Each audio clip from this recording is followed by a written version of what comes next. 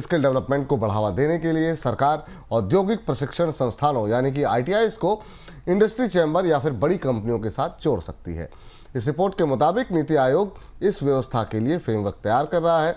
नई व्यवस्था के तहत सरकारी ITIs को इंडस्ट्री चैम्बर के साथ जोड़े जाने की संभावना है और ITI में पाठ्यक्रम, ट्रेनिंग और प्लेसमेंट की जिम्मेदारी इंडस्ट्री चैम्बर की होगी। सर, आखिरकार सरकार को ऐसा क्यों करना पड़ा सर?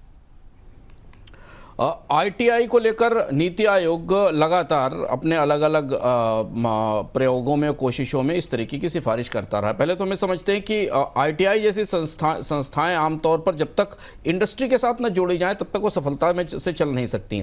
साउथ एशिया के कई देशों में पॉलिटेक्निक जैसे संस्थान, जो भारत में पॉलिटेक्निक जैसे संस्थान हैं, ये सामान्य स्किल वाले संस्थान, इनको उद्योगों के साथ जोड़कर चलाया जाता है। नीति आयोग के CEO सुब्रमण्यम अपने कई बयानों में भी कह चुके हैं कि भारत का जो स्किल डेवलपमेंट का ढांचा है वो बुरी तरह ध्वस्त है। और ये बात उन्होंने तब कही जब भारत में स्किल डेवलपमेंट मिशन को चलते हुए 1.5 दशक से ज़्यादा बीत चुका है नई सरकार आने के बाद, और सरकार को इन पुरानी संस्थाओं के इस्तेमाल का और इनसे निकलने वाले लोगों की ट्रेनिंग का कोई रास्ता नहीं मिल रहा है।